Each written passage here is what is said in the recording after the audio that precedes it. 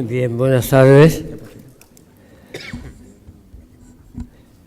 Vamos a dar comienzo a esta mesa redonda que inaugura el 16º Simposio Internacional de Cardiopatía Isquémica, que se desarrolla en Sevilla de aquí hasta el sábado próximo. Es para mí un motivo de enorme satisfacción el poder estar en esta mesa por muchos motivos. Uno de ellos es que se hace en mi ciudad, en Sevilla. Otro de ellos es que se hace en mi sociedad, la Sociedad Española de Cardiología, de la que tengo el gran honor de ser presidente de honor. Y el tercero es que es sobre cardiopatía isquémica, que es a lo que llevo dedicándome pues toda mi vida. En este hospital, muy cerquita de donde estamos, está la única unidad coronaria dirigida y llevada íntegramente por cardiólogos de todas las que hay en Andalucía. Y fue la segunda después de la de La Paz en España. Y ese año, en septiembre, haremos 40 años de que esa unidad coronaria está funcionando. La verdad es que yo creo que eso es motivo suficiente como para estar muy contento de que esa reunión se realice aquí, tan cerca de nuestra unidad coronaria, tan cerca de la unidad coronaria más antigua de Andalucía, y en la que seguimos trabajando con la misma ilusión del primer día, muchos de los que aquí estamos. Sin más, yo quiero iniciar esta mesa que pretende ver algunas de las cosas que en el ámbito de la cardiología estamos haciendo desde esta región nuestra andaluza. Va a constar de 4 ponencias. Tengo el honor de estar comoderando con el doctor Pastor Torres, y con él pues nos vamos a distribuir la presentación de los distintos temas. Así que, Luis, cuando quieras, puedes decir. Bien, para mí es también un honor encontrarme en esta situación con amigos en una mesa y en el auditorio, que todos los que he visto al entrar somos compañeros incluso de grandes avatares. Y me centro ya en lo que es la presentación de la mesa. La mesa yo creo que tiene un interés especial, y es que está volcada sobre Andalucía, es decir, que estamos acostumbrados a leer muchos datos, muerte súbita, trasplante, de todo lo que vayamos a hablar, pero siempre referido a niveles nacionales, a niveles de Estados Unidos, a niveles europeos, pero hablar de lo que vamos a hablar referido a Andalucía yo creo que le da un cariz especial que a todos nos interesa y que muchas veces cuando lo hemos comprobado hemos visto que lo que sabemos de fuera no se corresponde con lo que vemos realmente epidemiológicamente, al menos en nuestra localidad. Entonces, la primera de las ponencias le voy a pedir al doctor Cruz que la presente él, porque no solo la va a exponer un miembro de su servicio, sino que él ha estado muy implicado en el desarrollo y en el protocolo de lo que va a hablar posteriormente Rafael Hidalgo. Entonces prefiero que la presente él por elegancia por mi parte y delicadeza hacia él.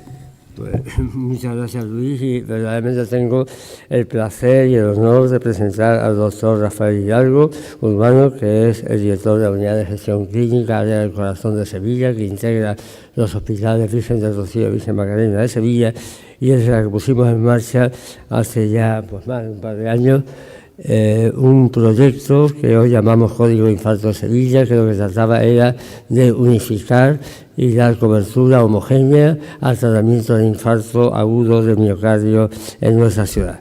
Después de 2 años estamos en el proceso de actualizar este proyecto y de revisar los objetivos que hemos alcanzado y cuáles todavía están en vías de consecución. Para todo eso le pido al doctor Hidalgo que por favor nos cuente cómo es el Código de Infarto de Sevilla presente y futuro.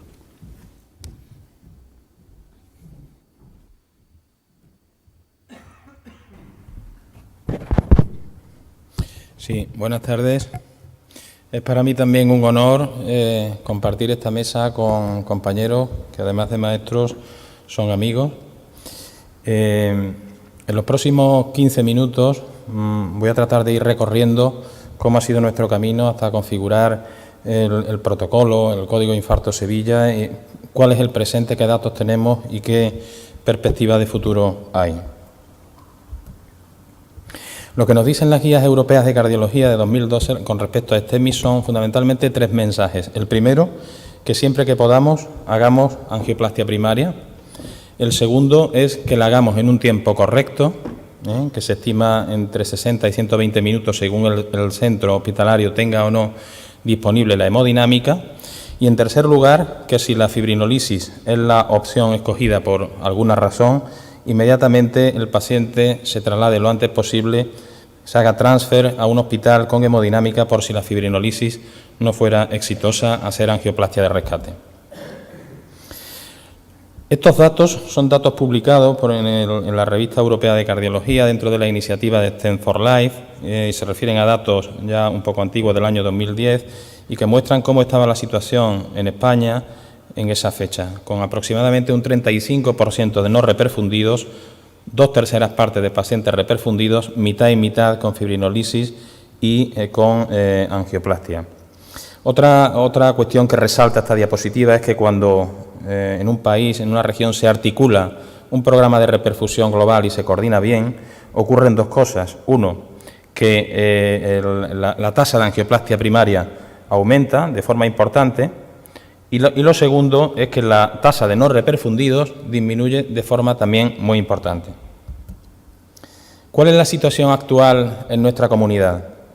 Los instrumentos de medida que tenemos son el registro ARIAN. El registro ARIAN es un registro que tiene ya más de 20 años de historia, con unas 100.000 entradas totales, unos 5.000 registros al año de pacientes con infarto con y sin elevación de segmento ST. Es un registro al que están adheridos todos los hospitales públicos de la comunidad andaluza, también algunos de fuera, muchos hospitales privados de Andalucía también. Y otra fuente de datos importantes son los datos procedentes de los laboratorios de hemodinámica que luego se envían a la sección de hemodinámica y que se publican anualmente en la Revista Española de Cardiología. Esta publicación en la Revista Española de Cardiología nos muestra cómo está España en el 2012, en una tasa de angioplastias primarias por millón de 258, y abajo vienen cómo están el resto de las comunidades. En esa fecha, Andalucía pues está en la parte baja de la tabla, con una tasa global de 165 angioplastias primarias por millón de habitantes. Lo que ocurre es que realmente la distribución dentro de la comunidad andaluza es asimétrica. Aquí pueden ver cómo en esa fecha la tasa media en España era 202, en Andalucía casi la mitad, y las diferentes provincias tienen distintos rangos de realización del procedimiento. Pero no solo eso, sino que además lo que es el mapa de reperfusión, y estos son datos procedentes del ARIAN, en la columna de la izquierda figuran las distintas provincias andaluzas, en verde figura la tasa de angioplastia primaria, en azul de fibrinolizados y en color lila de no reperfundidos. Es muy variable.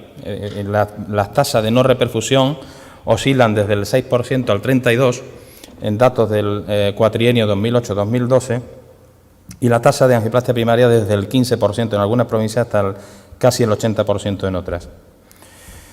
Otra cuestión importante, que esta es una información que se obtiene del registro ARIAN, es cómo es el mapa de reperfusión total en Andalucía, en que la diapositiva es un poco engorrosa. Lo que me interesa es que se centren en la parte central donde habla de la fibrinolisis, y es que cuando la fibrinolisis es el tratamiento que se elige cuando no es efectiva, aproximadamente entre un 30 a un 40% de los pacientes no reciben un rescate en tiempo y forma adecuados.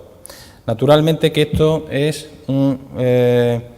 un asunto de grave preocupación para lo que es el Plan Integral de Atención a las Cardiopatías de Andalucía, que tengo el honor de dirigir desde hace algo menos de un año, y lógicamente pues tendremos que tomar medidas para garantizar de alguna manera una asistencia más equitativa en este punto. Sin embargo, también hay datos para la esperanza, porque realmente se ha producido ya lo que es el entrecruzamiento de las líneas, es decir, ya la fibrinolisis, ya la angioplastia primaria es la forma preferente de reperfusión, supera en 4 puntos a lo que es la fibrinolisis.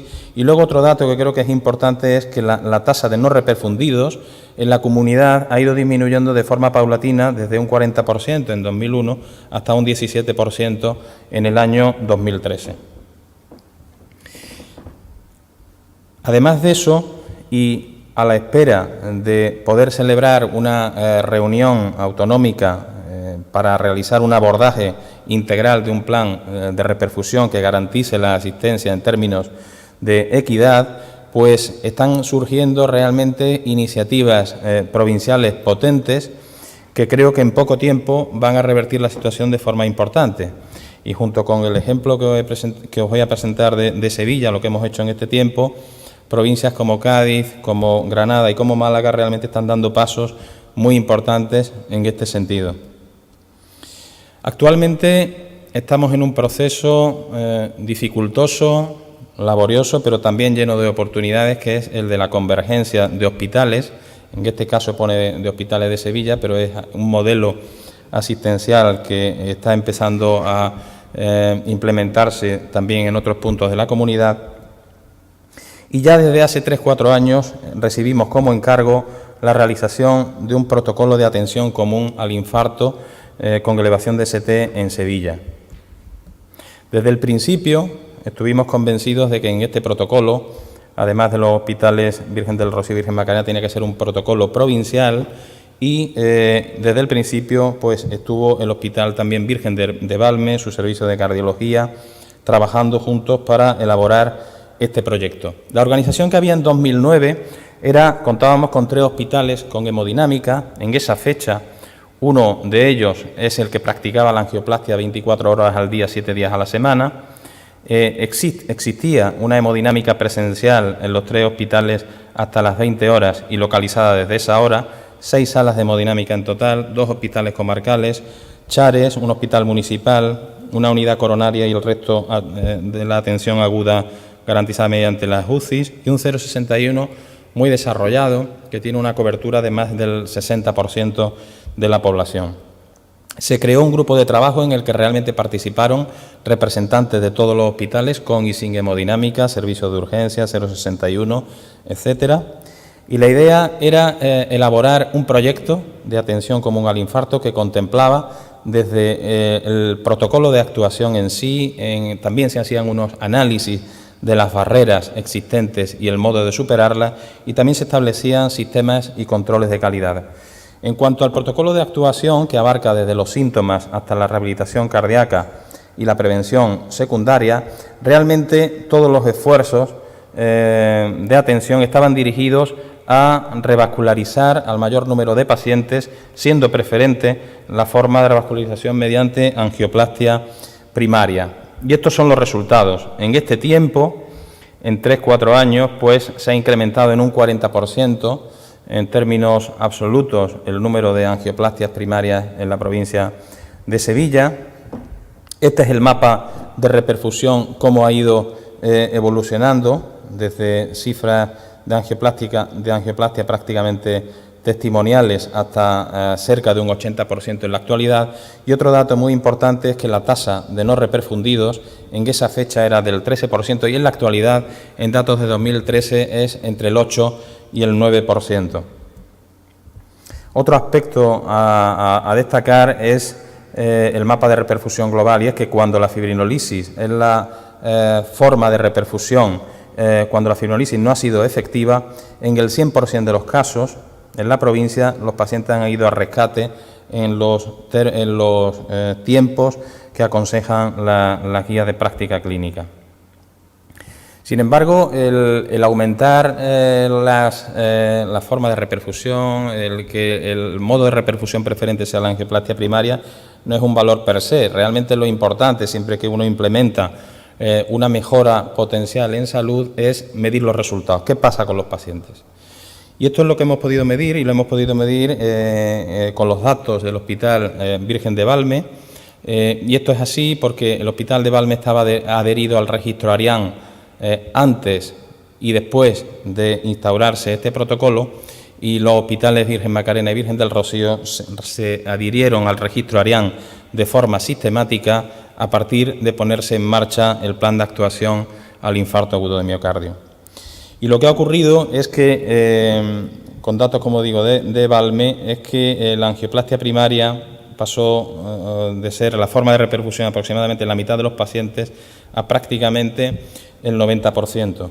Y lo que ocurrió también es que la mortalidad de los pacientes, que es una mortalidad al alta de UCI, disminuyó desde el 7,1% al 4,3%. Por tanto, son datos realmente importantes, con un impacto importante en la salud de nuestros pacientes. Y no solo eso, sino que los pacientes, además de vivir más, viven mejor, porque el número de pacientes con una función ventricular conservada ha aumentado y el número de pacientes con una disfunción ventricular izquierda sistólica severa ha disminuido. Además, cuando se articula y se engrana bien un proyecto, un programa de reperfusión, pues también la mejora de todos los dispositivos y de la interacción de todos los actores que participan en la atención de los pacientes significan mejora en los tiempos de atención, que es lo que ha ido ocurriendo de forma progresiva en el conjunto de la comunidad y de forma más acusada en la provincia de Sevilla. Por tanto, como reflexiones finales, yo destacaría que hay un incremento importante en la tasa de angioplastia primaria, un incremento importante también en las tasas de reperfusión global, con una cifra actual de no reperfundidos inferior al 10%. Hay un acortamiento de los tiempos puerta-balón, existe impacto en salud y hay un relleno sistemático del registro ARIAM, que nos aporta una cantidad de datos realmente que nos sirven para entrar en un proceso de mejora continua. Sin embargo, también hemos detectado algunos problemas, aspectos que son mejorables. Como decía el profesor Cruz, actualmente estamos en un proceso de revisión de este plan de atención al infarto que pretende implementar mejoras sobre lo que tenemos, y aspectos que son mejorables son, en primer lugar, la activación sistemática del hospital con hemodinámica no referente del paciente, si el hospital referente, en primer lugar, tiene la sala ocupada. Esto realmente, cuando en algunas ocasiones ha ocurrido, pero no ocurre todavía de forma sistemática y coordinada. También creemos que es importante hacer avances en el transfer de los pacientes que son fibrinolizados. Hay que mejorar que el número de pacientes que se transfieren tras la fibrinolisis al hospital con hemodinámica sea mayor y que no se espere a que acabe la fibrinolisis para ver si es exitosa o no antes de enviar al paciente al hospital referente con hemodinámica. También es muy importante mejorar la coordinación del 061 con los dispositivos de cuidados críticos y urgencia, aunque realmente todas las llamadas, todo el filtro de llamadas y la planificación se coordina a través de la llamada al 061, el dispositivo de atención directa en algunos casos es a través del propio 061 y en otros casos a través del dispositivo de cuidados críticos y urgencia, y existen algunas asimetrías en el tratamiento y en el manejo de estos pacientes. También creemos que es necesario avanzar de forma importante en tener un protocolo de antiagregación y anticoagulación homogéneo. En la actualidad existe una cierta variabilidad al respecto, entre hospitales, incluso dentro de los equipos del hospital, y creemos que será uno de los puntos importantes en los que tenemos que avanzar de forma inmediata.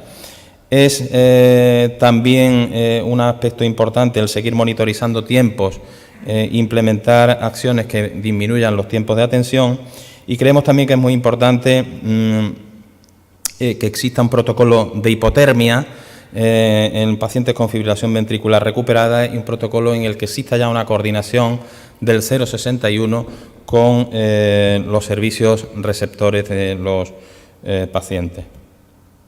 En definitiva, y esta es una diapositiva que me pasó prestada el doctor Cruz y que en lo que viene, bueno, pues una reflexión de Antonio Machado. En definitiva, estamos recorriendo un camino con aciertos, con errores, pero la única forma realmente de ir mejorando y de hacerlo cada día mejor es caminar. Muchas gracias.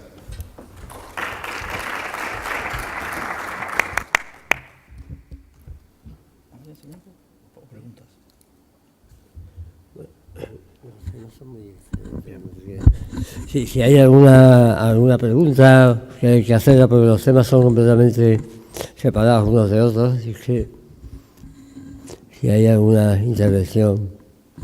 Muchas gracias.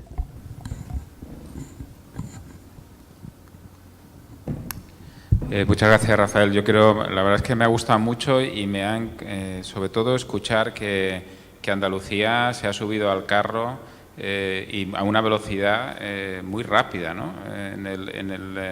En la organización de redes y de angioplastia primaria. Entonces, parte de ese éxito me parece a mí que debe estar en que ya existía, dime si es verdad o no, una red organizada en torno al estudio ARIAM, que quizá es lo que, no lo sé. Mi pregunta es, en concreto, si el registro de los datos, la disponibilidad que tenéis, lo que has enseñado, es gracias a lo que ya habíais hecho antes con el estudio ARIAM, o habéis creado una nueva base de datos sobre la que estáis registrando los datos de reperfusión y de tiempos, de demoras y demás.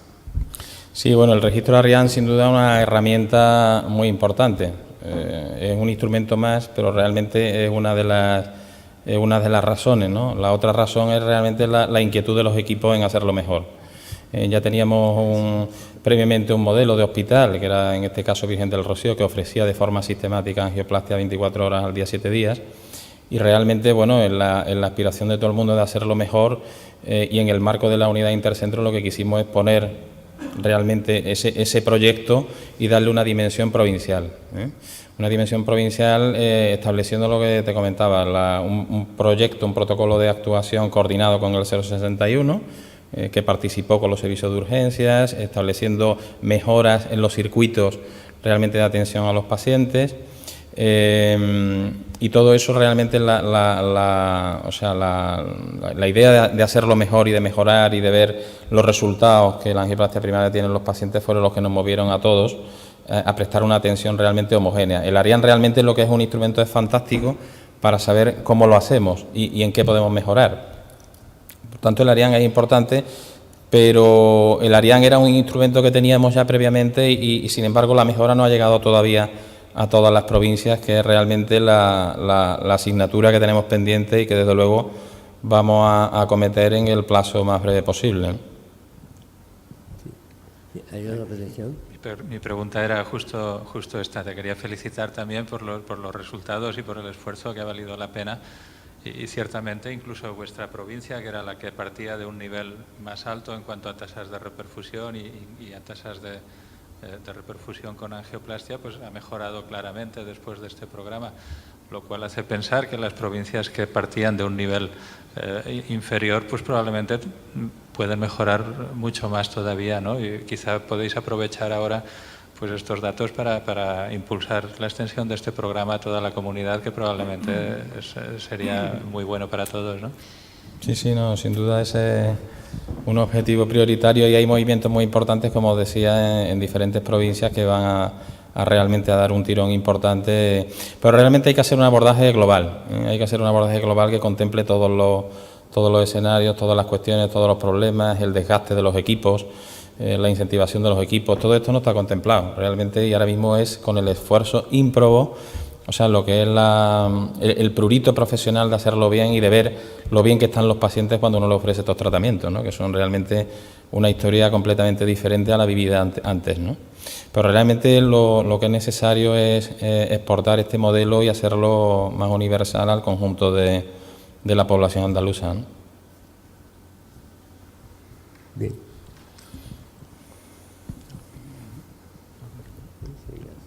Felicitarte una vez más, Rafa, por todo tu quehacer, pero veo que, como siempre, estamos en un excesivo voluntarismo. Desde la misma inclusión en el registro ARIAM, donde el paciente que no es incluido no existe, y hay infartos que no se incluyen, incluso déficit en la propia angioplastia primaria que tampoco se incluyen, y conozco datos recientes de mi hospital, y dificultades en el mismo desarrollo del producto ARIAM, que como sabe tiene ciertos problemas, y desde luego hay que alejarse del voluntarismo y lo que hay que intentar a toda costa es que las provincias partan de un sentido de equidad, porque veo con ilusión de que Sevilla tiene 6 salas de hemodinámica y por área de población Probablemente esto no es similar a la de otras provincias de la comunidad andaluza. Si podías comentar algo, si hay algún plan desde la consejería para intentar reducir esta inequidad. Sí, bueno, no es una pregunta fácil, Manolo. Como la cuestión es que realmente cuando se llega a un punto, se llega por un histórico realmente importante que viene de 30 años atrás. Realmente, como han ido creciendo las cosas, han sido por impulsos locales, provinciales, personales, y así es como se llega a la situación que ahora tenemos. Hospitales que tienen 4 salas de hemodinámica o 5 y otros que tienen 1 y no están dimensionadas, ¿no? Realmente esto es una cuestión importante, ¿no?, de planificación, y es porque hasta ahora realmente, como tú dices y como yo te respondo, no ha habido una planificación de forma adecuada, y porque sabiendo que eso es así, en el momento que nos coge, el instaurar o reordenar la atención cardiovascular en los pacientes, pues es algo difícil cuando tú partes de una situación previa, pero que hay que hacer, y esto no es solo en la cardiopatía isquémica, en los TAVI, etcétera, ¿no? Realmente se van llegando a situaciones que son inexplicables, pero que cuando las tienes que desactivarlas, afrontarlas, ¿no? Y en eso estamos, y es un camino que no es fácil, pero lo tendremos que recorrer. Muy bien, pues muchas gracias. Esto daría para muchísimos más debates, pero tenemos que pasar al tema siguiente. Bien, pues el siguiente tema es trasplante cardíaco en Andalucía, alternativas en el siglo XXI. El ponente es el doctor Ángel Martínez, que mientras prepara las diapositivas, pues voy a decir algo sobre su perfil, que no hace falta decir quién es, pero que a mí me gustaría decir algunas cosas que conozco, porque fui residente suyo en su momento. El doctor Ángel Martínez le tocó en su momento, de los 2 únicos hospitales trasplantadores que hay en Sevilla, ser el responsable coordinador de uno de ellos, que es Virgen del Rocío. Fue el que puso en marcha la coordinación, el que activó el programa, el que se coordinó con todos los demás y el que era el referente de toda la zona que le correspondía para cualquier trasplante cardíaco. Posteriormente pasó a labores de jefatura, que no es una mala atalaya para seguir viendo la evolución que han podido seguir los problemas del trasplante, los perfiles de los donantes, los perfiles de los receptores, las complicaciones que puede haber y, sobre todo, el futuro que nos puede esperar y que está viendo que ya ha llegado en algunos casos en el momento actual. Ángel, cuando tú quieras. Muchas gracias, Luis. Muchas gracias al comité organizador por permitirme que esté aquí esta tarde compartiendo con vosotros este debate. Creo que es obvio que yo ahora mismo estoy hablando en representación de mi grupo de insuficiencia cardíaca avanzada y trasplante cardíaco y el grupo experimental, como vais a ver, y sería bastante pretencioso por mi parte si yo quisiera presentar y dirimir y aclarar las alternativas que hay en el siglo XXI. Diría que voy a hablar del estado del arte, de la situación actual que estamos viviendo. Partiendo de esa premisa, el contexto general que voy a seguir en la charla con vosotros va a tener 3 apartados. Fijaros que el trasplante cambia en muchos aspectos, cambia el entorno médico-quirúrgico de la insuficiencia cardíaca avanzada. Los tratamientos médicos han mejorado, los tratamientos adhieren a las guías de prácticas clínicas, tenemos dispositivos implantables nuevos, desfibriladores, terapia de resincronización, terapia asociada. Existen nuevas técnicas quirúrgicas aplicables a los pacientes con insuficiencia cardíaca avanzada, el MitraClip, el concepto de restauración ventricular, pero todo eso no lo voy a tocar porque sería imposible. Es que el trasplante cardíaco también había cambiado. Está cambiando realmente. El número de pacientes trasplantados a año, las características de los donantes, las características del receptor, incluso la propia cirugía que estamos haciendo con nuestros pacientes receptores trasplantados, está sometido a un proceso de cambio. Pero es que todavía hay más. La mayor supervivencia de los pacientes con insuficiencia cardíaca avanzada hace que los programas de trasplante no den abasto realmente. Entonces, hay que buscar alternativas al trasplante. Desde alternativas que comenzaron en los años 90, cuando iniciaba el programa de trasplante el Virgen del Rocío, como el senoinjerto o la cardiomioplastia, estamos pasando por el implante de células madre, dispositivos de asistencia ventricular y nuevos marcadores y nuevos tratamientos como el microRNA o Mirna, la proteómica, la genómica, etcétera. Estos 2 apartados son los que me voy a detener un poquito, porque creo que son los de máximo interés en este momento. En ese sentido, nada que decir, la insuficiencia cardíaca avanzada, que es el modelo de paciente que va a derivarse hacia un programa de trasplante son aquellos que, bajo un tratamiento médico óptimo, adaptado ya a las guías de práctica clínica y con los dispositivos que necesiten ya implantados, es un paciente que sigue con clase funcional avanzada, que sigue con disfunción ventricular severa, que sigue con una alteración neurohumoral grave e importante y que aboca y se dirige hacia un programa de trasplante. Pero el programa de trasplante sigue siendo en la actualidad, y estamos todos de acuerdo, la mejor opción terapéutica para los pacientes con insuficiencia cardíaca avanzada y refractaria. ¿Por qué? Porque tiene una tasa de éxito muy elevada, del 85 al 90%. Tiene una supervivencia superior a 20 años, pero es que además con una calidad de vida excelente para los pacientes. Hay tratamientos ya a la carta, muy personalizados, es decir, que los problemas que teníamos al principio en los programas de trasplante, como el rechazo, infecciones, etcétera, prácticamente está solventado. Hoy el rechazo vascular del injerto es nuestro problema. Entonces, si el trasplante realmente es eso, ¿por qué necesitamos alternativas? Y cada vez las necesitamos con mayor urgencia y mayor necesidad. Aquí está la respuesta, fijaros. A la izquierda de la diapositiva está el registro de la ONT, la Organización Nacional Nuestra de Trasplante. Aquí tienen el registro internacional y aquí tienen nuestro histórico desde el año 1991, que comenzamos con 3 trasplantes, hasta el 2013, que lo acabamos con 15 trasplantes. Fijaros como tanto por millón de habitantes como en números absolutos, la ONT está registrando una disminución en el número de trasplantes. La Organización Internacional también, quizás la medicina norteamericana no tanto, pero es algo especial, no nos llevaría muy lejos el discutirlo. Nosotros tenemos un programa cortito, entre 15 y 20, que es lo que la mayoría de los centros trasplantadores realiza ahora mismo en España, y veis que nos mantenemos pues entre esos 15 y 20 trasplantes anuales, que es lo que prácticamente podemos hacer. Luego, hay una reducción clarísima en los trasplantados. ¿Y eso por qué? Porque los donantes han cambiado. Fijaros aquí la nueva ley de tráfico cuando se pone en marcha y afortunadamente el número de donantes se reduce hasta una tercera parte. Pero es que el perfil del donante cambia, porque antes era un paciente joven que moría en un accidente de tráfico y hoy es un paciente añoso que muere por un accidente vascular cerebral o por otra enfermedad. Por lo tanto, el contorno, el contexto del programa de trasplante, de los donantes y de lo que hacemos, porque fijaros que nosotros ya en Sevilla, el año 2013, pues nos vimos abocados a trasplantar de los 15 que hicimos, 6 en una situación urgente, ¿no?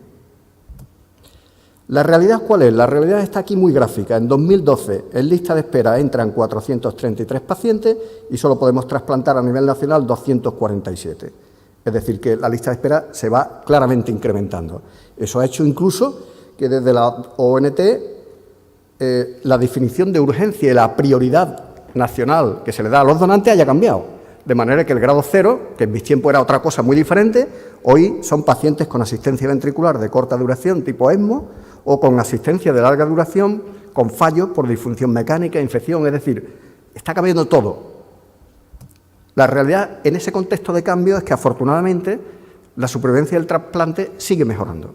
Veis aquí a nivel internacional y podéis ver aquí en la supervivencia del trasplante cardíaco en Sevilla, agrupados en quinquenios o exactamente en quinquenios, cómo las curvas cada vez van demostrando una supervivencia mayor. Podríamos decir que entonces en España se hacen unos 250 trasplantes anuales, pero con un empeoramiento claro en los receptores. 1 de cada 3 tienen más de 65 años, muchos van con una insuficiencia renal al menos moderada, son diabéticos, tienen cirugía cardíaca previa, incluso un 16% de ellos con ventilación mecánica. Hay también empeoramiento en los donantes, la edad, fijaros, 38% más de 45 años, y la discordancia de peso, que era una cosa que en mis tiempos teníamos muchísimo cuidado de nunca superar ese 20%, pues esto ha cambiado. La cirugía, incluso al ser urgente y desplazarnos a centros más distantes, los tiempos de isquemia se hacen más prolongados y los procedimientos urgentes están claramente aumentando. Por lo tanto, podemos decir que actualmente trasplantamos más pacientes de urgencia y con asistencia ventricular y menos de una lista de espera estable. Esto a la larga o a la corta probablemente genere una tendencia a peores resultados, que afortunadamente, gracias a Dios, en este momento no se están produciendo. Pero en España solo podemos ofrecer el trasplante como solución para pacientes con insuficiencia cardíaca avanzada a un selecto grupo de ellos, Porque son muchos los que están entrando en lista de espera y son muchos los que van alcanzando contraindicaciones por morbilidad que a su entrada a la lista de espera a lo mejor ni siquiera tenían. Esta diapositiva nos da una pista de lo que está sucediendo. Fijaros, es un registro de pacientes que entran y son trasplantados con asistencia ventricular. Aquí, en los primeros años, veis cómo la asistencia ventricular crece.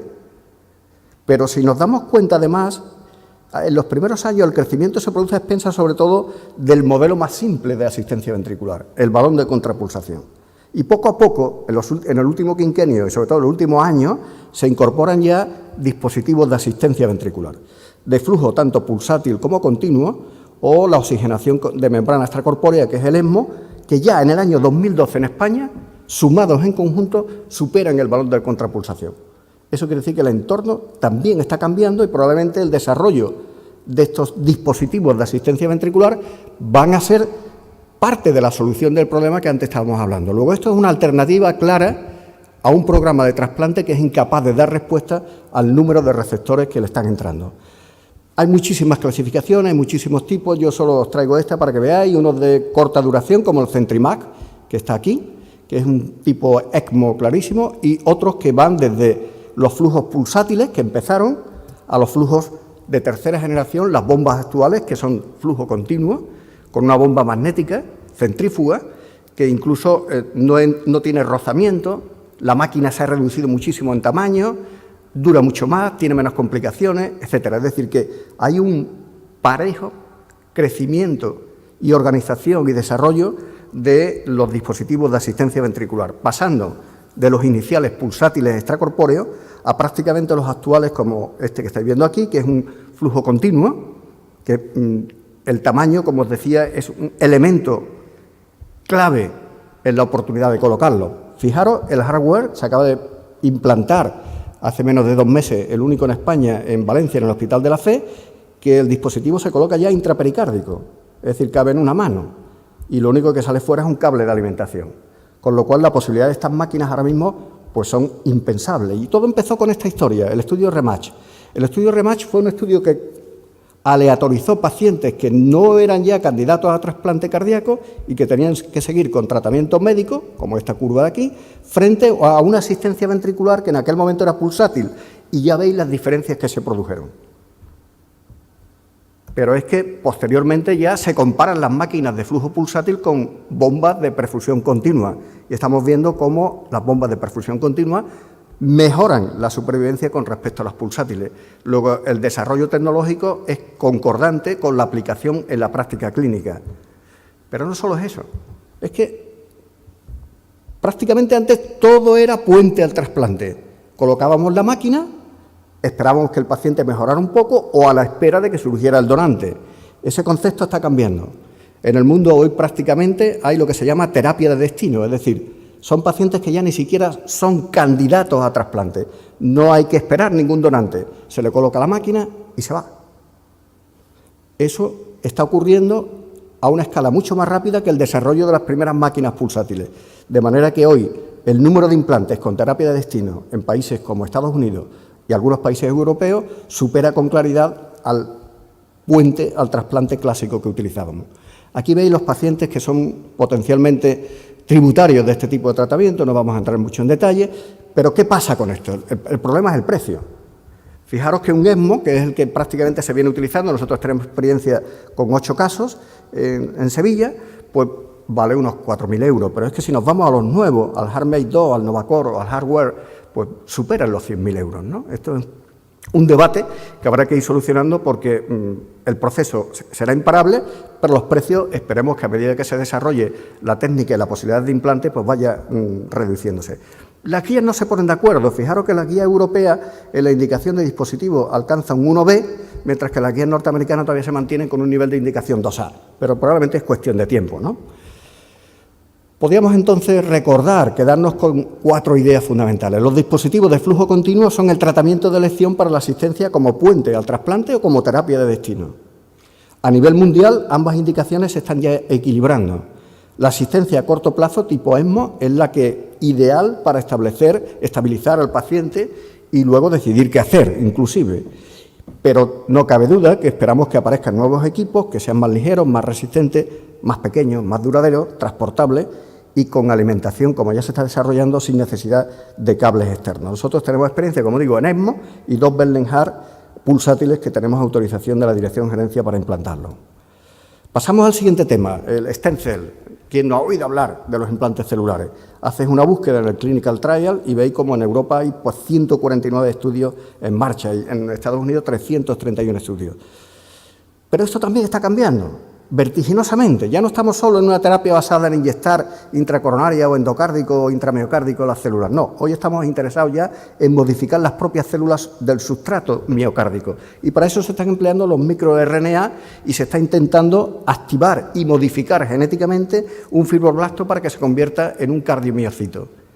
Luego, esta técnica está sometida también al cambio, sin duda, como todo lo que hemos comentado antes, y nos genera algunas dudas. Por ejemplo, ¿cuál es el destino de las células inyectadas después del implante? ¿Cuántas sobreviven? ¿Las células se incorporan o es una retención transitoria? ¿La comunicación eléctrica es perfecta? Ni mucho menos. Sabemos que uno de los problemas que hay es precisamente ese. Otra alternativa a la cardiomioplastia. Nosotros trabajamos experimentalmente mucho en este aspecto, pero la realidad actual es que prácticamente se ha abandonado.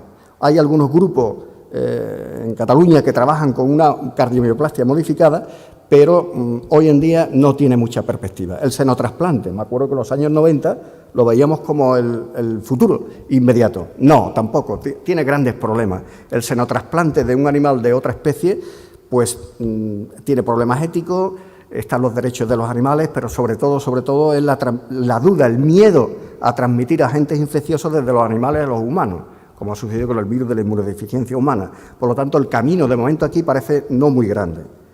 Corazón bioartificial, la doctora Taylor lo está desarrollando y en España también está trabajando el Hospital Gregorio Marañón, el doctor Francisco Fernández Avilés. Consiste en desestructuralizar, mantener una estructura del corazón y quitar todas las células y luego recomponer el contenido celular con tejido genéticamente tratado del propio receptor. ¿Futuro? Pues probablemente.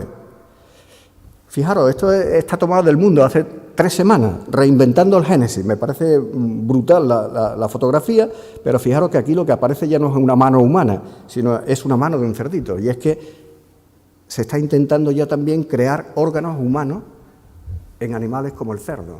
Es decir, que esto es otra forma de tratamiento, de posibilitar el que la relativa imposibilidad de disponer de todos los corazones donantes que quisiéramos, pues esos corazones vinieran a través de los animales. ¿Nosotros qué estamos haciendo en nuestro grupo de IBIS?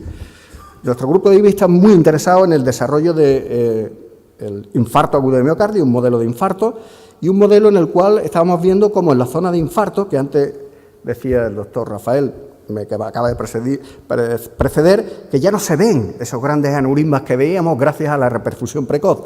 Pero claro, cuando perdemos el interés, porque gracias a Dios ya no se producen esos aneurismas, esas disfunciones ventriculares severas, lo que sí vemos es que se produce un remodelado a distancia en el cual aparece una hipertrofia reactiva con fibrosis intersticial.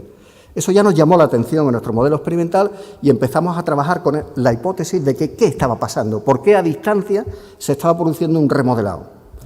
Ese fue nuestro proyecto, uno de los modelos experimentales de infarto agudo de miocardio que desarrollamos. Este fue la comunicación que presentamos el año pasado en el Congreso de la Sociedad Andaluza de Cardiología de Sevilla al Premio Cruz Oñón. Nos lo llevamos porque habíamos trabajado precisamente en ratones con ecocardiografía y resonancia para ver ese incremento de colágeno que se produce a distancia, y de ahí hemos desembarcado, digamos, ahora mismo en el programa que llevamos en marcha, que es el estudio de los microRNA, los MIRNA. ¿Qué son los MIRNAs? Los MIRNAs son pequeñas moléculas endógenas de ácido ribonucleico que son muy cortas en su cadena, no tienen más de 25 nucleótidos, que se transcriben a partir del DNA nuclear, que no codifican proteínas, pero sí regulan la expresión génica de la célula, silenciando normalmente al RNA mensajero. Es decir, que ya sabíamos clásicamente que el DNA manda un mensajero para que en la célula determinada o determine una síntesis concreta de una proteína, y ahora lo que estamos es asistiendo a la posibilidad del controlador de ese RNA mensajero. Ese sería el microRNA. Este es el proceso de síntesis, no lo voy a desarrollar. Deciros que estamos viendo también, y ya se ha demostrado, que los microRNA pasan al plasma, no solo se quedan dentro de la célula y de los tejidos, probablemente van a ser marcadores muy precisos y muy específicos de aquí a pocos años, en el contexto de infarto agudo de miocardio, con elevación de ST, probablemente, y que actúan de una forma muy concreta, como la que veis en esta diapositiva. Si se produce un daño, como es un infarto de miocardio, entonces, fijaros, hay unos 250 mirnas ahora mismo descubiertos en el plan del corazón. Aquí vemos en una parte de la diapositiva la subexpresión de un mirna, en la parte derecha vuestra, a ver si me sale la flecha, que ahora no quiere salir. Bueno, en la parte de subexpresión, que la tenéis en la izquierda, el mirna 125, que son estos canalitos así con esta rayita, van a un gen determinado, que es un RNA mensajero, que controla la expresión de una proteína, y si ocurre que hay pocos mirnas subexpresados, entonces el gen está libre y va a sintetizar, por ejemplo, mucho colágeno. Al revés ocurre cuando se sobreexpresa otro mirna, como el 29, que veis en la otra parte de la diapositiva. Al haber mucho mirna activo, se bloquea, se silencia ese RNA mensajero, se regula a la baja ese RNA mensajero y puedo modificar lo que está haciendo esa célula a distancia o en el tejido que me está interesando, que era inicialmente nuestro programa de infarto agudo de miocardio. Aquí lo veis expresado de otra forma: sobreexpresión de mirna, bloqueo de mucho RNA, menos fibrosis; subexpresión de mirna, bloqueo escaso de RNA mensajero, mucha fibrosis. Pero es que se está dando un paso más. Si tenemos al controlador, tenemos el controlador del controlador. Y esto probablemente en pocos años nos va a llevar a que los antagomir o antimirnas sean capaces de terapéuticamente modificar a su vez el mirna con el que estamos investigando y trabajando. Señor, estoy hablando de hipótesis, estoy hablando... No, son realidades, esto ya se está trabajando. Nosotros tenemos 4 proyectos aprobados alrededor del tema. Uno del Ministerio, implicación de mirnas o microRNA en cardioprotección inducida por urocortina durante la reperfusión. Estamos trabajando con otros hospitales andaluces en este aspecto. O el valor del microRNA implicado en cardioprotección, implicación de la urocortina, y el Seven Framework Program, que nos ha permitido traernos un investigador que estaba formado en nuestro hospital, se fue a Estados Unidos y ahora lo hemos recuperado. Todo alrededor de esto. Entonces, para recordar y finalizar, yo diría, el trasplante cardíaco sigue siendo un tratamiento idóneo para el paciente con insuficiencia cardíaca avanzada y refractaria, pero está limitado por la escasez de donantes y por la supervivencia aumentada del resto de pacientes que se incorporan a esos programas. Se precisa entonces alternativa. La más clara ahora mismo son los dispositivos de asistencia ventricular. Se van consolidando como una terapia efectiva en práctica clínica, tanto como puente como terapia de destino. Quizás haya procedimientos que se hayan abandonado, pero no olvidemos que el trasplante también se abandonó durante muchos años y de pronto surgió la ciclosporina y se reactivó. Por eso digo que parece que se están abandonando, como el senotrasplante o la génesis de órganos en animales, etcétera. Los implantes celulares hoy parece que están estancados, pero surgen realmente nuevas posibilidades en torno a genómica y proteómica que debemos considerarlo todavía como absolutamente una expectativa para el siglo XXI. Con todo esto yo os doy muchas gracias, soy pocos, pero muy importantes para nosotros. Os doy las gracias por la atención que me habéis prestado. Muchas gracias. Bien, muchas gracias, Ángel, enhorabuena. ¿Hay alguna pregunta del auditorio? ¿No? Pues te voy a hacer yo una que creo que merece la pena simplemente, y vamos a abreviar, es muy cortita, la respuesta es muy rápida para ganar tiempo a los que ceder el que le debemos a los que vienen detrás. El ECMO me imagino que no tendréis problema por el precio para utilizarlo cada vez que queréis con respecto a autorizaciones de la Administración. Ninguno. Pregunto, Ninguno. ¿Y qué limitación tenéis para usarlo de flujo continuo? ¿Solicitad permiso que se os dan? ¿No se os va a dar permiso cuando hace falta? ¿Hay límite numérico? Esa es la pregunta. La verdad es que ahora mismo no estamos viendo la absoluta necesidad. Afortunadamente, al tener un programa de trasplante relativamente corto, con 15, 17 receptores y unos 20 o 25 en lista de espera, con una mortalidad baja realmente, no estamos viviendo la necesidad de avanzar y dar el paso hacia las bombas de perfusión con flujo continuo. Sí tenemos aprobado la de flujo pulsátil, el Berlin Heart Score, lo hemos utilizado. En una nos ha ido bien, en otra no nos fue bien, pero no puedo decir que tengamos una limitación por la Administración porque todavía no la hemos tanteado. Espero que cuando tengamos esa necesidad sean generosos y nos permitan acceder, ¿no?, a las bombas continuas. Perfecto, contesta perfectamente lo que yo quería saber. Pues si no hay más preguntas, le paso la palabra al doctor Cruz para que presente al doctor Anguita. Muy bien, bueno, pues otro de los proyectos que me encargó el presidente de la Sociedad Andaluza de Cardiología que pusiese en marcha aquí en Sevilla era tratar de unificar en toda Andalucía una red asistencial para la insuficiencia cardíaca dentro de todo ello. Y en esa línea pues nos unimos y la respuesta fue unánime. Todos los que estaban interesados y llevaban mucho tiempo trabajando en insuficiencia cardíaca de Andalucía, pues nos reunimos, formamos un equipo y entre ellos pues hemos ido redactando y haciendo ese proyecto de asistencial de insuficiencia cardíaca de Andalucía, que hoy es una realidad y en el que desde el principio ha tenido un protagonismo muy especial el doctor Anguita, al que, bueno, todos lo conocen, ha sido vicepresidente de la Sociedad Española de Cardiología, muy comprometido siempre en la insuficiencia cardíaca y que con su ayuda pues hemos podido redactar este documento que esperamos que pronto se pueda implementar en la práctica diaria en toda nuestra región. Estamos muy entusiasmados con él, así que Manolo, cuando quieras, adelante.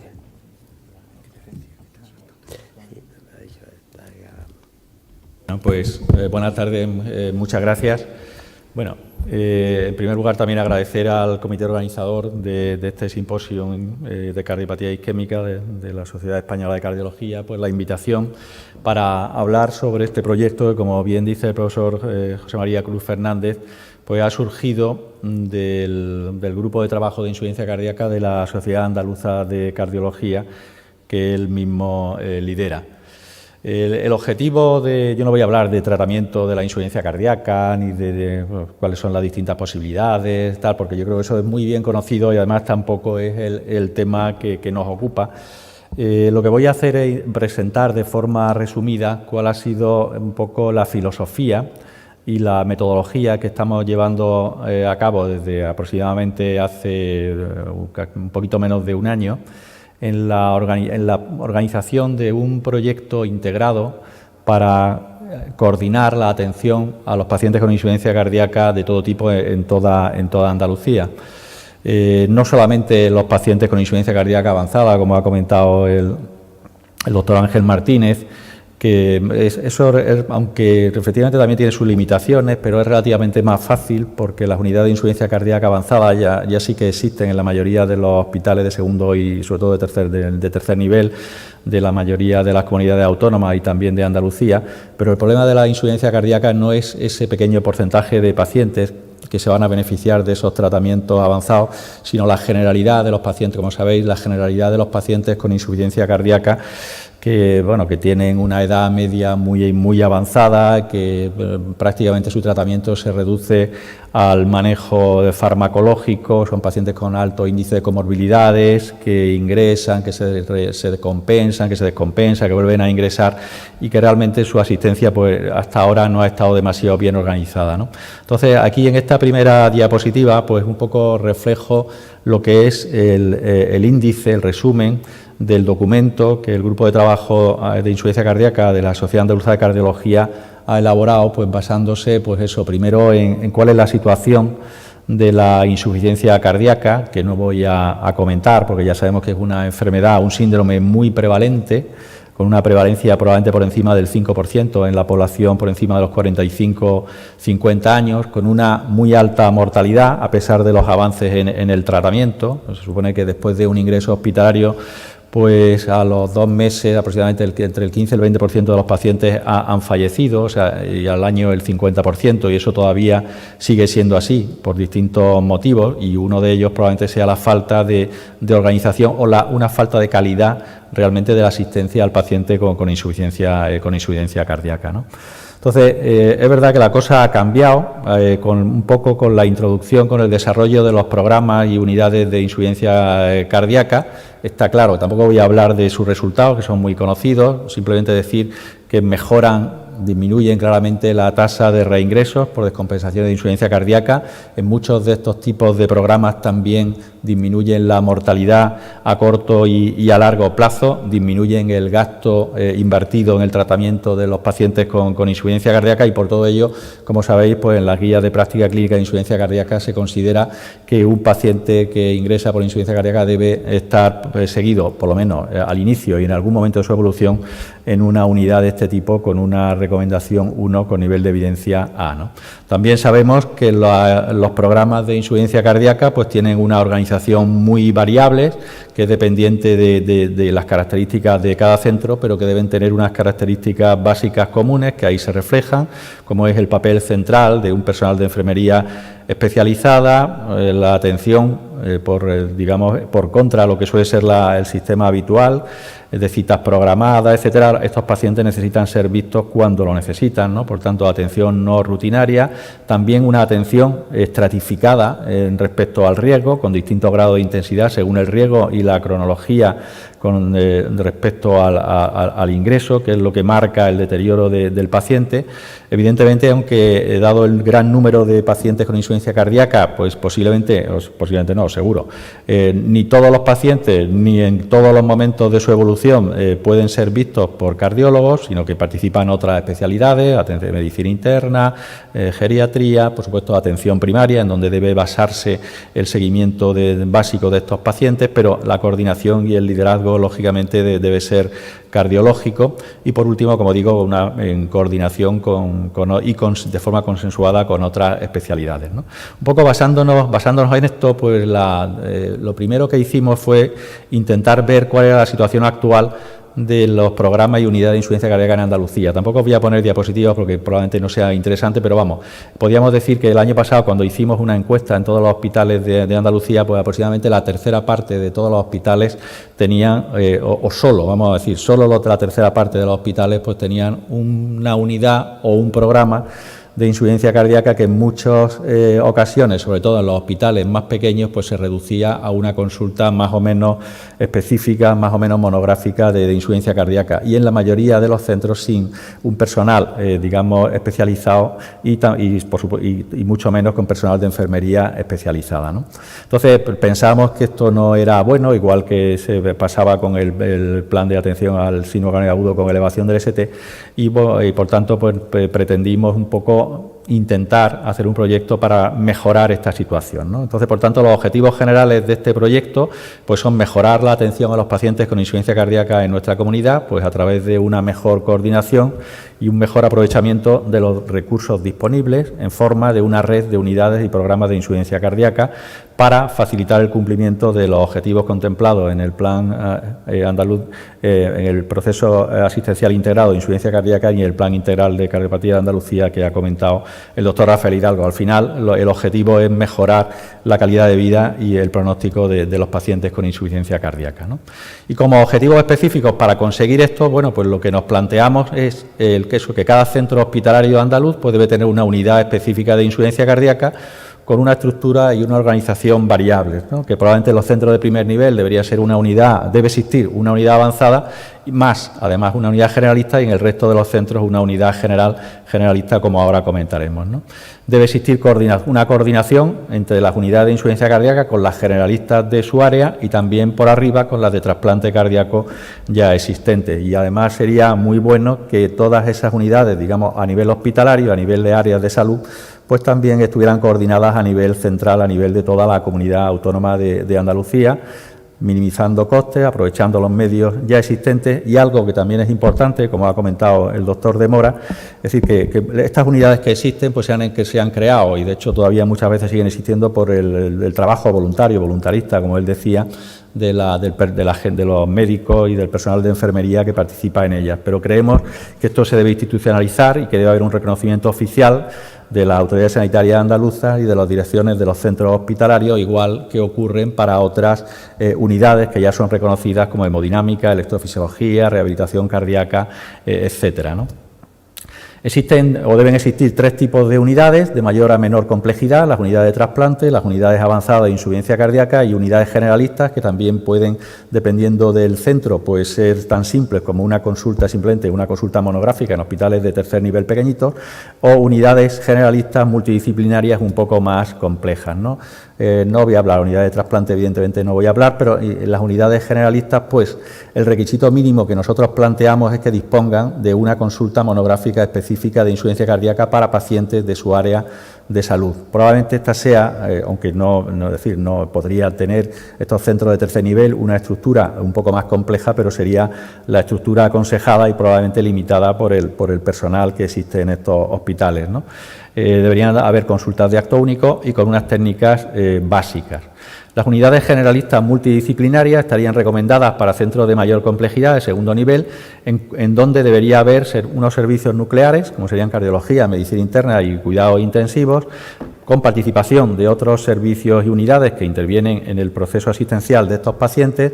Como elemento básico, que haya un personal de enfermería cualificado. Lo ideal sería a tiempo completo, pero bueno, también podría ser a tiempo parcial, y un funcionamiento mediante protocolos consensuados entre todos para evitar problemas, conflictos, como ha habido en el pasado, de todos los servicios participantes y validados, como digo, oficializados por la dirección del centro. También sería interesante que existiera un hospital de día, bien propio de la unidad o bien coordinado con los servicios de cuidados críticos y de urgencia, y que hubiera una coordinación con atención primaria, con enfermería de enlace, cuidados paliativos, atención domiciliaria, etcétera, ¿no?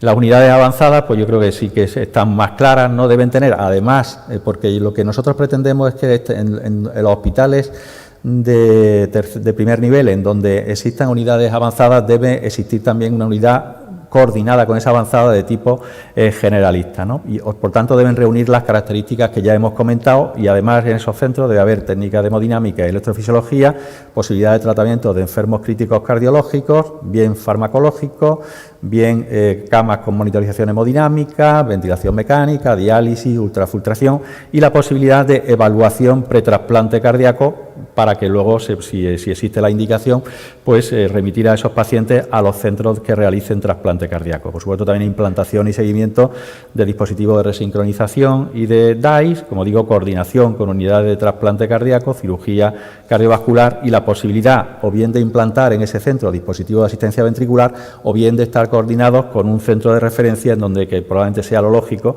en donde se implanten esos dispositivos de asistencia ventricular.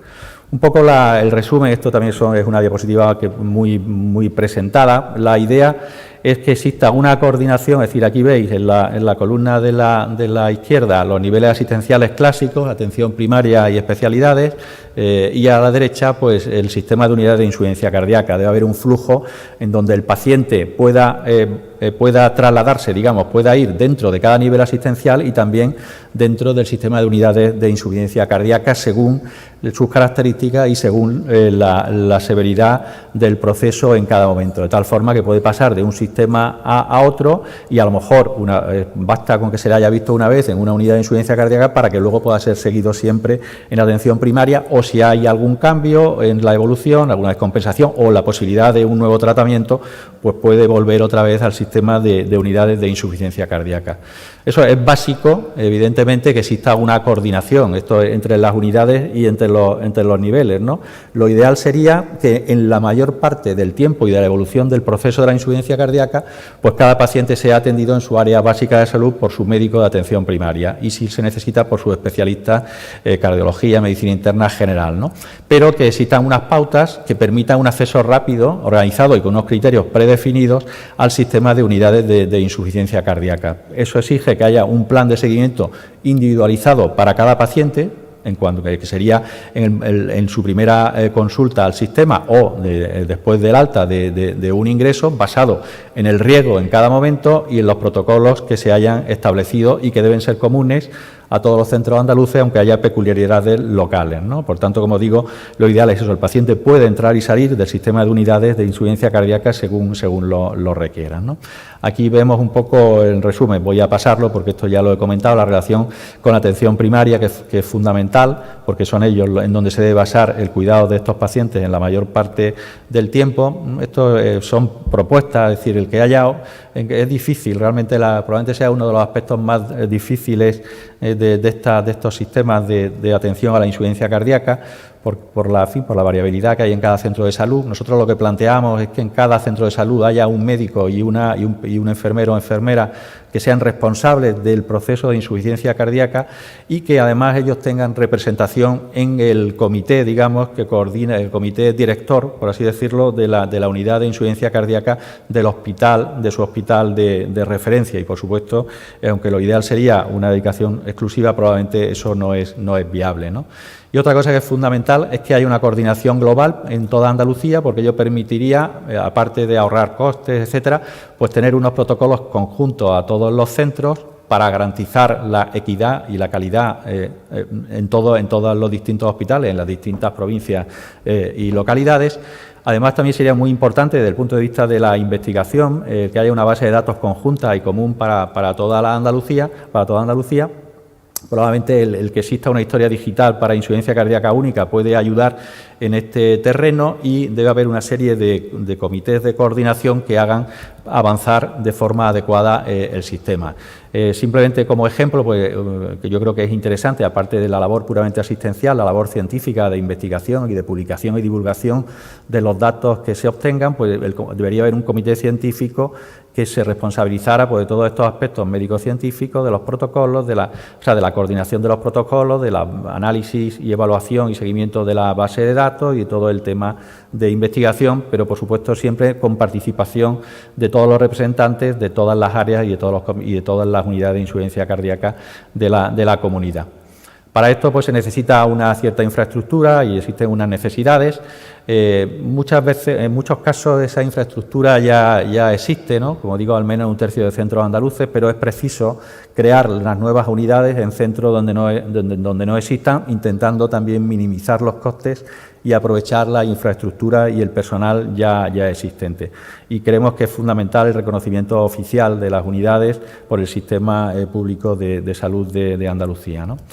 Esto, para terminar, pues creemos que lo único que aporta son beneficios y beneficios para el sistema y sobre todo beneficios para los pacientes, porque va a mejorar, como claramente ya se sabe, la calidad de la asistencia a los pacientes, porque va a mejorar su pronóstico, vamos a disminuir mortalidad, vamos a disminuir reingresos, va a mejorar la calidad de vida de los pacientes y de su entorno familiar, se van a utilizar mejor los recursos de diagnóstico y tratamiento recomendados, minimizando costes y aumentando la relación coste-eficacia, aumentando la eficiencia.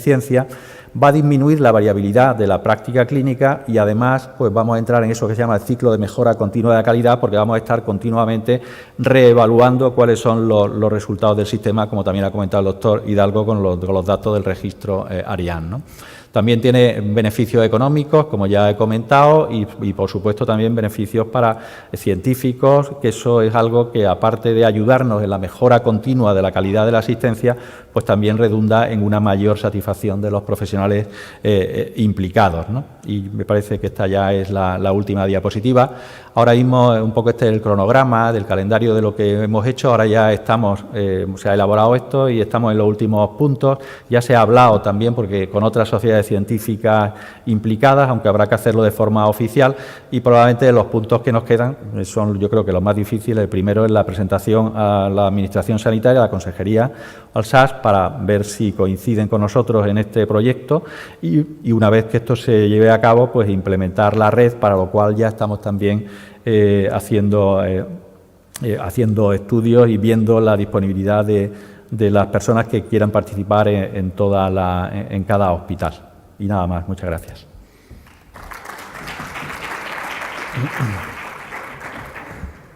Muchas gracias, doctora Anguita. Vamos extraordinariamente más de tiempo, pero aún así yo creo que puede haber tiempo para alguna pregunta desde la audiencia.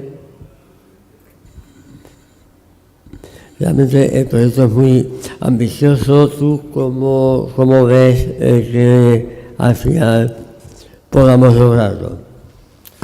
Hombre, yo creo que ahora es un buen momento, porque probablemente ahora yo creo que hay dos problemas. El tema de las relaciones con las otras sociedades científicas, esto en el campo de la insuficiencia cardíaca, igual que pasa también en las unidades coronarias, pues la verdad es que ha sido un punto ahí difícil, pero bueno, yo creo que esto ahora probablemente es una época en donde se mueve menos dinero en este campo, quizás también las apetencias de cada uno están un poco disminuidas y a lo mejor nos fijamos más en lo que deberíamos fijarnos, que es el bien de los pacientes, ¿no? O sea que yo creo que eso posiblemente se pueda conducir.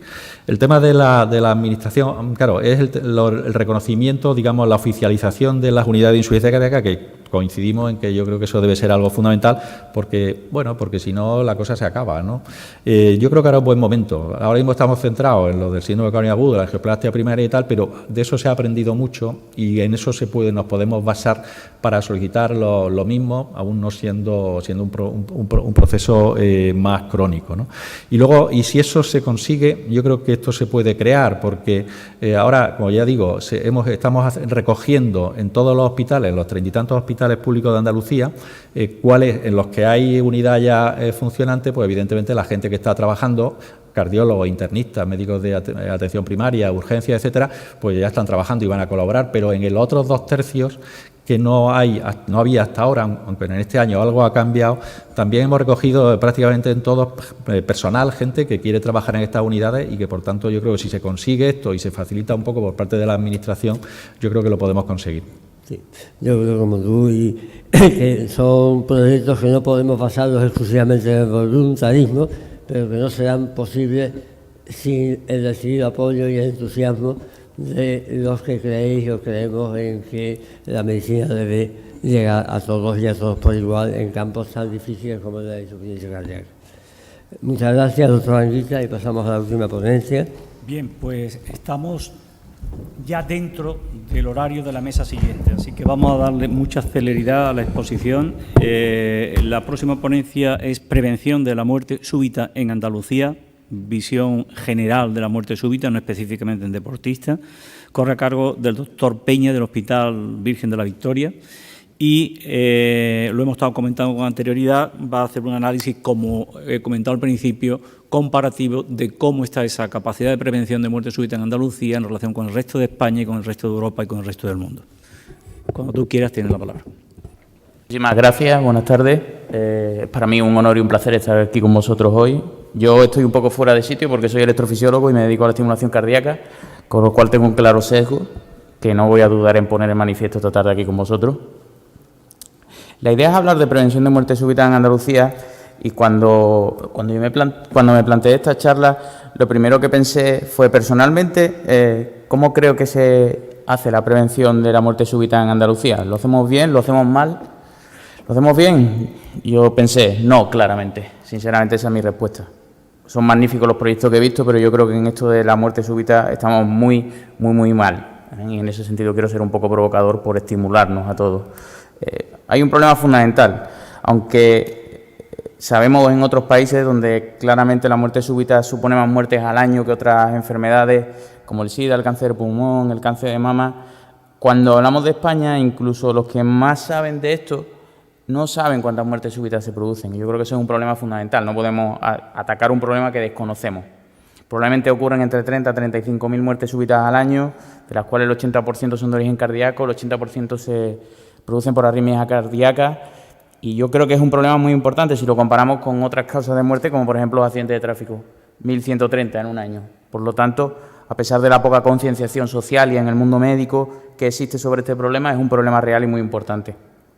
Y yo decía que el problema son los datos, y hablando más de Andalucía, si uno analiza, y me entretuve en analizar la estadística de Andalucía, por ejemplo, del año 2012, cuando analiza las causas de muerte, yo buscaba muerte súbita en esa estadística procedente de la Consejería de Salud y realmente no lo encuentra. De hecho, saqué algunos datos sueltos y realmente, por ejemplo, podemos ver lo más parecido, pues que murieron 21 personas por paro cardíaco y 103 por bloqueo AV. La verdad es que yo me perdí en esto de la estadística.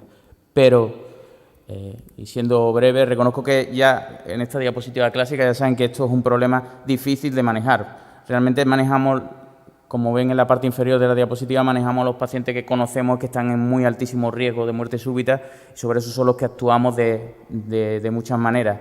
Pero la gran parte de los pacientes que fallecen de muerte súbita son imposibles de controlar, imposibles de predecir por nuestra parte. De manera que, como sabemos, aproximadamente entre el 60 y el 80% de las muertes súbitas que ocurren no podemos predecirlas de ninguna manera, no son pacientes de alto riesgo a priori. Es una población heterogénea. En algunos pacientes, clásicamente un paciente que tiene un infarto, sabemos que a partir de entonces, en mayor o menor medida y según el tiempo pasado, ese paciente va a estar en alto riesgo de muerte súbita y podemos de alguna manera actuar, por ejemplo, con un dispositivo para prevenirla. Es una población compleja, por otra parte. Si hablamos de edades jóvenes, no estamos hablando de cardiopatía isquémica, sino de otra serie de causas de muerte súbita, raras, yo diría, poco estudiadas en su mayoría, difíciles de catalogar, difíciles de estratificar. Y, bueno, a medida que avanzamos en la edad de los pacientes, pues la cosa cambia un poco, pero aún así sigue siendo difícil. Como os decía entonces, tenemos pocos datos y somos capaces de identificar mal a nuestros pacientes en riesgo. ¿Qué sabemos de los desfibriladores? En principio, los desfibriladores reducen la muerte súbita en poblaciones variopintas, pero aún así nos queda un riesgo residual, un riesgo de muerte súbita que de alguna manera tenemos que tratar. Yo quería voy a pasar un poco rápido, pero yo quería hacer un repaso a la situación no solo en Andalucía, sino también en España de una forma comparativa. Tal como vemos en los datos de este año, no, del año anterior, España es el último país europeo en la lista de implantes de desfibriladores automáticos. Yo creo que eso es tremendo, con cifras muy lejanas de la media europea y que no son achacables necesariamente a la crisis económica, que podría ser un agravante, pero que desde luego no es la causa. Yo creo que la causa va mucho más allá de ello, y que no explica la asimetría no solo dentro de España, no solo dentro de Andalucía, ni siquiera dentro de Europa. Cuando hablamos de dispositivos, si hablamos de marcapasos, como ven ahí, estos son datos de EUCOME a nivel europeo. La línea naranja marca la media, España se acerca, no está mal, en marcapasos no vamos mal, estos son datos hasta el año 2012. Pero si hablamos de desfibriladores estamos claramente por debajo y además con una cosa aún más llamativa, que al menos hasta ahora, en los últimos años, nuestra tendencia ha sido a descender en el número de implantes. Pero como ven, estamos muy lejos de la media europea y muy lejos de otros países teóricamente en situación económica parecida a la española, como Italia, como Irlanda. Por lo tanto, lo de la economía me parece que no es el razonamiento, no es la causa y eso es un problema. En desfibriladores igual o peor. Pero refiriéndonos a España y refiriéndonos a Andalucía en concreto, Andalucía supone un paso más allá en lo malo. Si se fijan, estos son datos, los últimos datos publicados del Registro Nacional de Desfibriladores, donde España tiene una tasa media que se acerca a 100 implantes por millón de habitantes. Andalucía tiene una tasa de implantes de 62, muy lejos de la media, muy lejos de lo máximo, como ejemplo Asturias, donde la tasa es 153 por millón de habitantes, parecido a Cataluña, lo cual siempre llama la atención. Pero yo diría que en general, pues muy mal, ¿no? En estos datos publicados vemos en principio una tendencia creciente en los últimos años que ha ido a la baja, probablemente en relación con la crisis. Como yo le decía, esto probablemente es un agravante, pero no es la causa. Por desgracia, no es la causa que está en el fondo de todo ello. Pongo ahora algunos datos propios de Andalucía. Me entretuve en sacar los datos de Andalucía de los últimos años. De hecho, los datos que hay del 2013 son datos que no son publicados, que no se han presentado, que de hecho se presentarán hoy en la reunión de la sección de electrofisiología en Gerona y que el doctor Alfredo también ha proporcionado amablemente. Al menos en esta charla por mi parte, que parece muy pesimista, hay un dato positivo y es que parece, y si nos referimos a Andalucía, que mejoramos. Al menos este último año hemos mejorado y hemos recuperado la pérdida de los últimos años, que en Andalucía sí que era más marcada que en el resto de España. Esto también, esta gráfica tampoco está presentada todavía. Como ven, la tasa de implantes de Andalucía ha mejorado hasta 82 por millón de habitantes, con lo cual hemos mejorado respecto al año anterior, lo cual para mí fue una sorpresa y una alegría, pero seguimos en la cola de España, donde la media es de 102 desfibriladores, implantes de desfibriladores por millón de habitantes. Y aunque no lo pongo aquí, dentro de Andalucía, si lo analizamos por provincias, es absolutamente asimétrico. Pasando por Málaga, donde yo trabajo, que se ponen muchísimos desfibriladores en nuestra unidad, o en Sevilla, donde entre los dos hospitales también se ponen bastantes desfibriladores, el resto de provincias dentro de la comunidad autónoma tienen datos puramente anecdóticos. ¿Y qué ha pasado en Europa este año y en España? Bueno, en Europa la media tiende a mejorar, en España ha mejorado también, la recuperación esa que vemos en Andalucía es real también para España, aunque si se fijan la curva es progresivamente creciente para todos los países, en España tendemos a estabilizarnos, con lo cual realmente la verdad es que yo creo que la situación es mala. Si nos fijamos abajo, la media europea es de 176 DAI por millón de habitantes, y si sumamos DAI y DAI resíncro, que es como debe ser, pues el número de implantes es de 289 por millón. En España tenemos una tasa 80 para desfibriladores y 120 por millón de habitantes para desfibriladores y DAI resincronizadores. Muy, muy lejos de la media europea. Bueno, voy a poner aquí que la gente gasta la mayor parte de su tiempo en discutir los problemas y no en arreglarlos, y yo no voy a ser menos. Es difícil, yo no conozco las causas de esto y no puedo dar un plan. Lo que sí puedo decir, y que por qué ocurre esto, yo diría que, como explicaba al principio, no es una cuestión económica, y no podemos justificar desde el punto de vista económico esta falta de implantes de desfibriladores. El desfibrilador salva vidas, y salva vidas con relativamente pocos implantes. En estos datos, que son datos de hace algunos años, si analizamos el coste del desfibrilador por día, no está lejos, por ejemplo, del tratamiento con antiepiléptico, del tratamiento con betabloqueantes, apenas 5 o 6 euros al día. Si vemos el gasto a nivel europeo, es mínimo comparado con el tratamiento farmacológico, por lo tanto no podemos decir que gastamos mucho en ello. Y si lo comparamos con otros parámetros, como otras terapéuticas, marcapasos, cirugía de revascularización, angioplastia o otros datos, otros indicadores sanitarios como ineficacia o coste de terapias inapropiadas, el desfibrilador sale ganando. Por lo tanto, yo creo que en realidad, para mi desgracia, es una cuestión de ideas, de prioridades, de concienciación y no una cuestión económica. Pongo estas fotos aquí por molestar. Si se fijan, en esta sala hay, y las estaba contando, al menos 4 extintores. Habría que buscar dónde hay un desfibrilador externo automático en toda esta zona, y eso es otro problema fundamental. Hay que llevar a cabo otra serie de medidas para conseguir que los pacientes que tienen una muerte súbita salgan de ella. Y yo creo que no las estamos llevando a cabo, no solo en Andalucía, sino en otras muchas partes de España. Habría que comparar el riesgo que tenemos de morir incendiados aquí con el riesgo de que alguien tenga una parada cardíaca.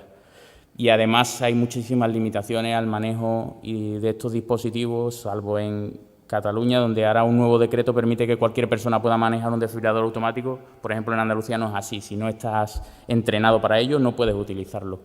Y esa medida como ejemplo es una de las limitaciones que existen. Y corriendo, llego un poco a las conclusiones. El problema es que desconocemos la magnitud de la muerte súbita en números, claramente. Atacamos y mal lo que es la punta del iceberg de la muerte súbita. Atacamos una parte pequeña, no tenemos marcadores, no sabemos qué ocurre en la población general. La economía no nos apoya y nos estancamos, por lo tanto, lo hacemos mal. ¿Cuáles son unas posibles soluciones a ello? Hay que hacer un abordaje real del problema, hay que concienciarnos desde el punto de vista político y social, y yo creo que no lo estamos. Lo que es peor, tenemos que concienciarnos nosotros mismos como médicos, y desde luego hay que desarrollar programas estatales, y yo diría que más plausiblemente y probablemente de forma más eficaz, programas a nivel local o a nivel regional que se han demostrado en otros países que tienen efectos. Por lo tanto, yo creo que la prevención de la muerte súbita en Andalucía es defectuosa, pero estoy convencido de que desde esa falta de capacidad podemos mejorar muchísimo. Y eso es todo. He intentado hacerlo lo más rápido posible. Muchas gracias.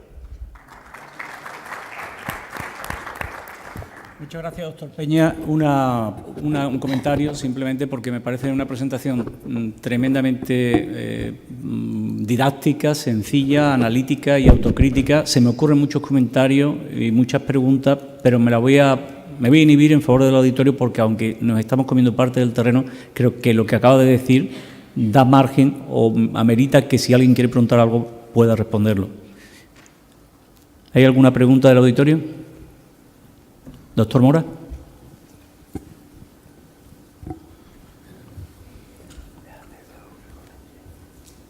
Bueno, quizás más que una pregunta, una aportación.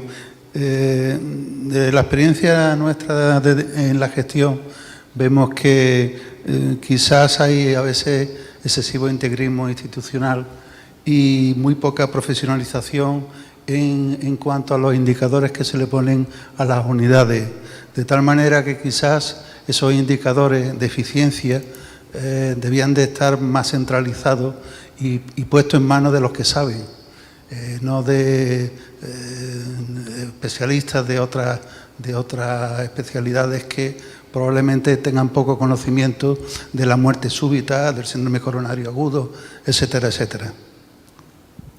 Bien. ¿Quieres comentar algo? Bien. ¿Tú quieres comentar algo a eso? Totalmente de acuerdo.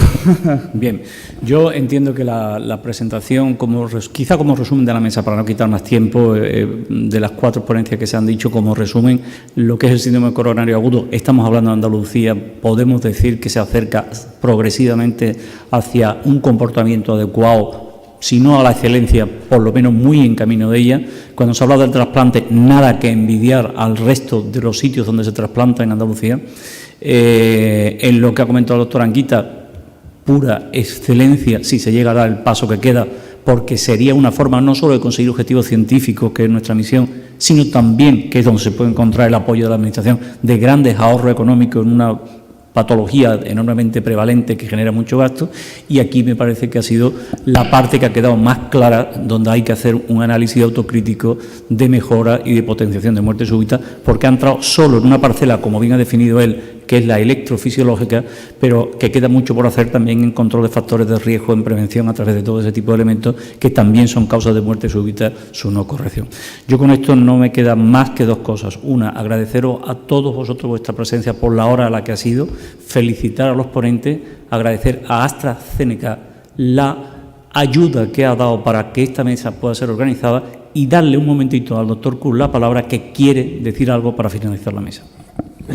Sí, muchas gracias. Es que al hilo de esa última presentación de muerte súbita, quiero anunciarles que los días 13 y 14 del próximo mes de junio vamos a tener aquí en Sevilla, organizado por la Cátedra de Cardiología de la Fundación de la Real Academia de Medicina de Sevilla y por la Universidad de Londres, el Central Hospital de Londres.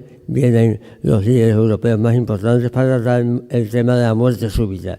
Vamos a hacer un abordaje integral de la muerte súbita con los datos que tenemos de Italia, de Inglaterra y de aquí de España, y que permiten ver que el espectro es muy amplio, quizás con 2 grupos muy distintos, por encima y por debajo de los 35 años de edad, en los que hay que hacer prevención en unos casos de cardiopatía isquémica como causa fundamental de muerte súbita, en los otros sistemas de detección que nos permitan captar pacientes en riesgo jóvenes de llegar a tener una muerte súbita. De todo esto vamos a hablar.